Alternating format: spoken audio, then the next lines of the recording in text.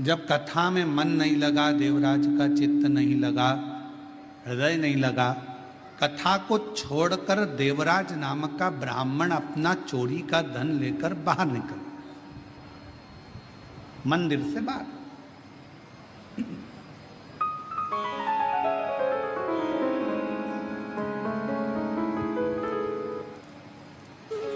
और गया, सोचा अब कहां जाऊं, मेरे शरीर में बहुत ताप है, बहुत कष्ट है।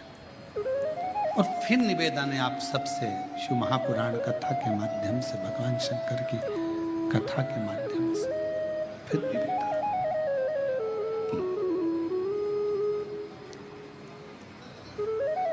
जब सारी दुनिया के हाथ जोड़ लो, सबको नमन कर लो, प्रणाम कर लो, सब जगह से जब हार जाओ, सारी दुनिया के हाथ जोड़ लो, सब जगह से जब हार जाओ, सब जगह से जब थक जाओ, तब आखिरी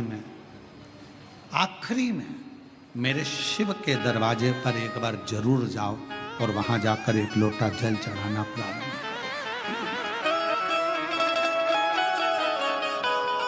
सब जगह से हारने के बाद अंत में शिवालय तक, शंकर तक जरूर पहुंचो, शिव तक। हम तो कई बार कथा में कहे कि जैसे बच्चा गुल्लक को भरता है और गुल्लक भरने के बाद बच्चा गुल्लक तोड़ता है तो कोई गिफ्ट खरीद कर लेकर आता है, उसी तरह अपने दादा, परदादा, पिता, माता, घर के बच्चों की भाग्य की गुल्लक जब फूटती है, तब समझना कि जिंदगी में एक बार शिव महापुराण की कथा अपने परिवार के द्वारा होगा। पूर्वजों ने जो पुण्य का वृत करा होता है गुल्लक में, दादा परदादा ने, अपने पूर्वजों ने जो पुण्य की गुल्लक भरी होती है, वो गुल्लक जब फूटती है, तब जाकर अपने परिवार में, अपने गांव में, अपने नगर में, अपने शहर में एक कथा श्रवण करने का सौभाग्य प्राप्त हो पाता है। तब एक कथा सुनने का सौभाग्य प्राप्त हो पाता है, तब शिव कथा श्रवण करने का सौभाग्य मिल पाता है। जब उसकी पुण्य की गुल्लक भराए तो समझो कि भगवान की करुणा, भगवान की उदारता, भगवान की कृपा हो। अब करे तो क्या, देवराज चोरी का धन लेकर बेलपत्र के वृक्ष के नीचे बैठ गए। कथा की शुरुआत में बेलपत्र के वृक्ष की महत्वता का वर्णन क्यों करा, किस लिए करा? हम कल्प वृक्ष नहीं देख सकते,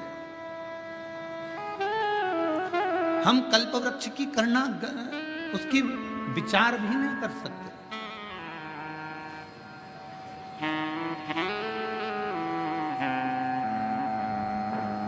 हम कल्प वृक्ष को अपने घर पर लेकर भी नहीं आ सकते।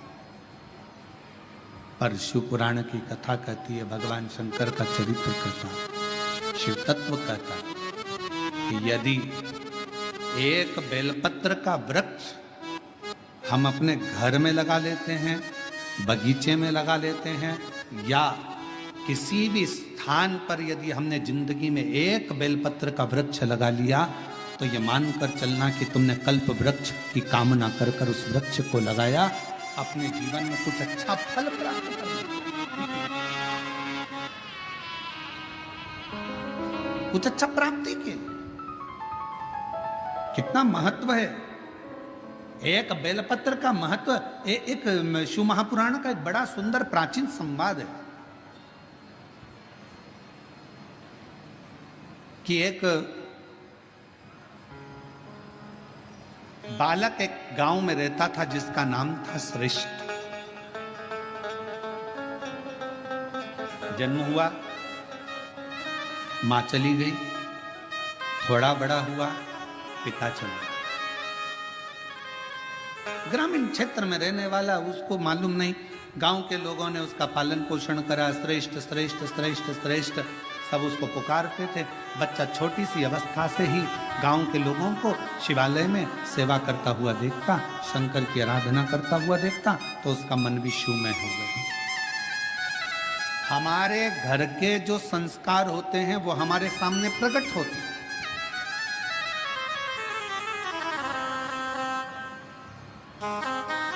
उनके घर में उनके माता पिता को यही कहा कि आपके पुत्र विशाल और बहुरानी, घर के बच्चों को आपने जो संस्कार दिया, ये संस्कार आज सामने देखने को मिलता है। कम से कम इतनी बड़ी शिव महापुराण की कथा अपने माता पिता और अपने पूर्वजों का आनंद के लिए कराई तो।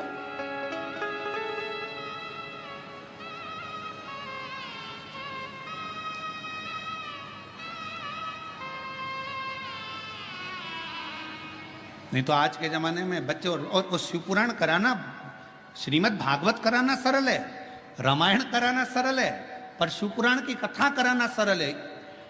चारों तरफ से इतना इतना प्रेशर रहता है, हर तरह का। पानी गिर रहा है, कीचड़ हो गया, कहाँ बैठेंगे, क्या होगा, गाड़ी कहाँ से निकलेगी, पार्किंग कहाँ करी जाएगी, भोजन व्यवस्था कैसे करी जाएगी, कैसे करा जाए, महाराज कहाँ रुके, क्या खिलाए, क्या पिलाए, क्या करे, इतने भक्त आएंगे, ये आएंगे, वो आएंगे, दुनिया भर के फोन भी आएंगे, हमें आगे बैठना है, हमें यहाँ बैठना है, हमें वहाँ बैठना है। पूरी चिंता चिंता चिंता चिंता चिंता। आप विशाल जी से पूछना, वो तो विशाल जी का हाथ शंकर जी ने पकड़ रखा है, इसलिए उनकी चिंता थोड़ी भोलेनाथ ले रखे हैं। पर उनसे पूछिएगा जरा कि महाराज कथा करवाना कितना कितना कठिन, जरा पूछिएगा, बहुत कठिन।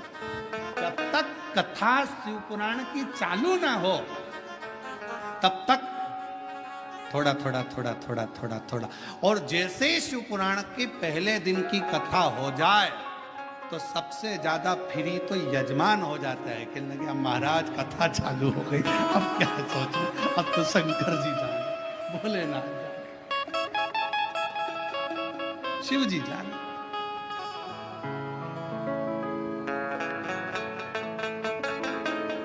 और हम तो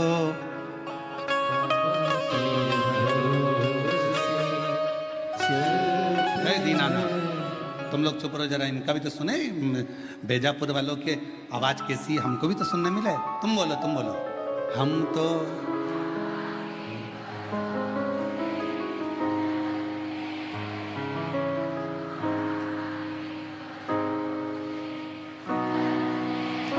ये दुनिया वाले जलते हैं, ये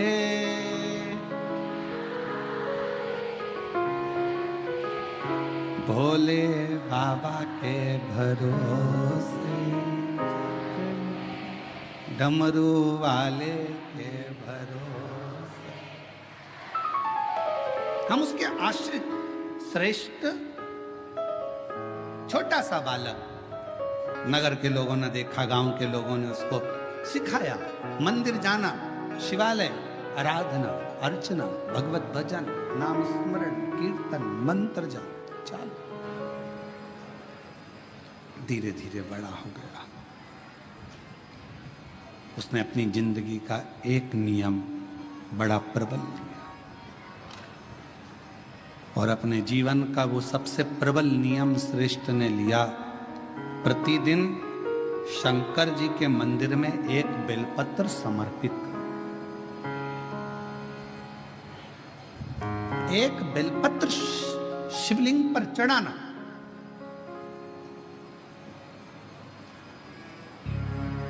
और होना चाहिए, जिंदगी का एक नियम आपके जीवन में होना चाहिए।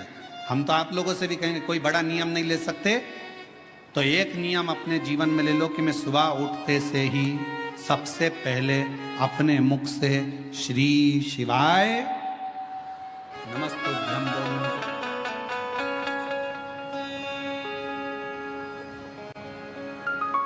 एक नियम धारण करो,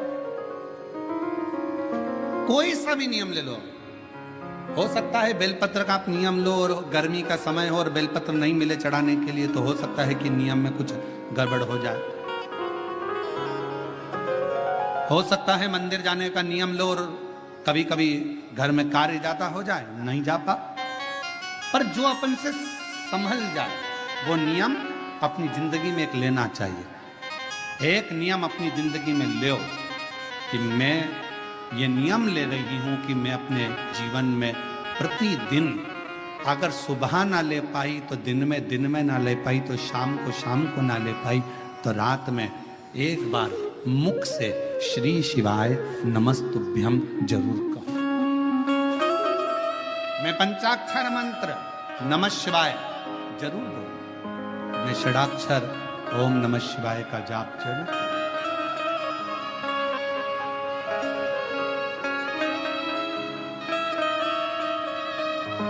अपने भीतर उस नियम को ठानो। श्रेष्ठ बालक बड़ा हो गया, अपना नियम धारण कर रहता। जिस गांव में श्रेष्ठ बालक रहता था उसी गांव के नजदीक में 2 गांव छोड़कर एक ब्राह्मण और एक ब्राह्मणी का परिवार रहता था।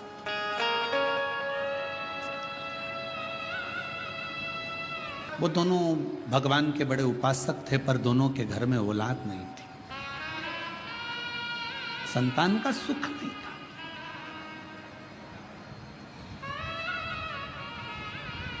कई माताएं ऐसी बैठी हैं, कई पुरुष ऐसे बैठे हैं कि जो भगवान के मंदिर जाते हैं तो भी मन में आता है कि भगवान हमारी क्यों नहीं सुन रहा। क्या सारा दुख हमारी ही किस्मत में लिख दिया? क्या सारी तकलीफ हमको ही लिख दी? नहीं।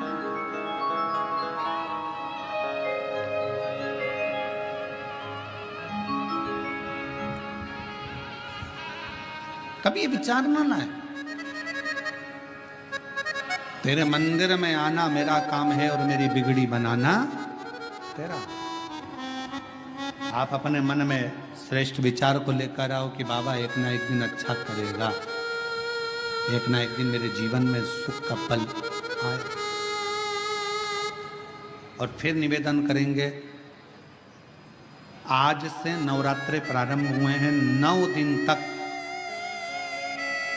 ये गुप्त नवरात्रे के 9 दिन अगर आपको ऐसा लगता है कि शिवजी आप बाबा मेरी नहीं सुन रहा, बहुत संघर्ष का जीवन चल रहा है, बहुत परेशानी का जीवन चल रहा है, बहुत कष्ट का जीवन चल रहा है और कोई मंजिल, कोई राह, कोई मार्ग दिख ही नहीं रहा, तुम्हारा कैसा भी दुख है, जो आज गुप्त नवरात्रे प्रारंभ हुए हैं 26 तारीख से, 26 जून से, आज से 9 दिन तक का एक नियम ले लो गुप्त नवरात्रे में कि मुझे शिवजी के मंदिर में अशोक सुंदरी वाली जगह पर एक बेलपत्र माँ हेमवती माता के नाम से, कौन सी माता? हेमवती, माँ हेमवती के नाम से एक बेलपत्र अशोक सुंदरी वाली जगह पर समर्पित करूंगी। 9 दिन का एक नियम धारण करो और 12वें या 15वें दिन आप देखिए आपका जो दुख है मेरा बाबा उसको काट कर ही रहा।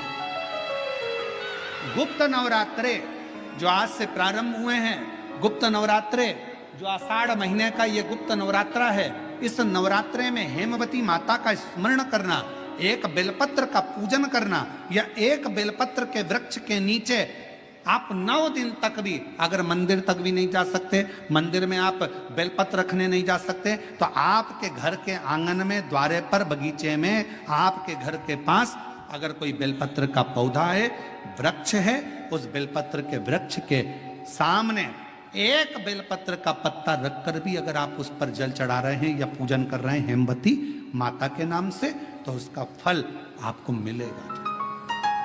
और मान लो बेलपत्र का वृक्ष भी नहीं है, हम मंदिर भी नहीं जा सकते, हम कहीं नहीं जा सकते, घर से बाहर कैसे निकलें? पानी तेज है, जलवृष्टि हो रही है, बहुत सा पानी है, तो क्या करें? अपने घर में जो शिवलिंग है, तुम्हारे घर में अगर जो शिवलिंग है, तुम्हारे घर में जो शिवलिंग विराजमान है, उसी शिवलिंग के साक्षी में, सम्मुख में भी अगर हेमवती माता का नाम लेकर अगर एक बेलपत्र समर्पित करोगे 9 दिवस तक, तो उसका फल मिलेगा जरूर, उसका फल मिलेगा। फिर से बोलो, कौन माता? हेमवती माता। कौन है ये? शिव महापुराण की कथा कहती है, जब माता पार्वती जी हिमालय राज के घर में प्रगटी और हिमालयों की कंदरा में बैठकर मां पार्वती जी तप साधना में लीन हुई, जितनी परीक्षा भगवान शंकर ले सकते थे शिव जी ने सारी परीक्षा ली। ब्रह्मदेव परीक्षा लेने आए, भगवान नारायण परीक्षा लेने आए, इंद्रदेव आए, सप्त ऋषि आए, सारे साधु संतों को परीक्षा लेने भेजा, पर मां उन परीक्षाओं में पास होती चली गई। तब भगवान शंकर ने दर्शन देकर कहा, पार्वती आज से तुम्हारा नाम हेमवती रहेगा। सुनो पार्वती, तुम्हारे इस नाम की आराधना जो तुम्हारे गुप्त स्वरूप में करेगा, उसको मनवांछित फल की प्राप्ति हो जाएगी। और वो फल, आज कथा अगर प्रारंभ हुई है और आप लोगों को मौका मिला है तो इस कथा का स्मरण अपने जीवन में जरूर करें। क्या पता भोलेनाथ जी ने बेजापुर वालों पर बड़ी कृपा करी है, बहुत बड़ी कृपा करी, जो नवरात्र में कथा मिली और आप लोगों को ये कथा का चरित्र श्रवण करने को पहले दिन ही मिल गया। बीच में मिलते तो 2-3 दिन निकल गए होते।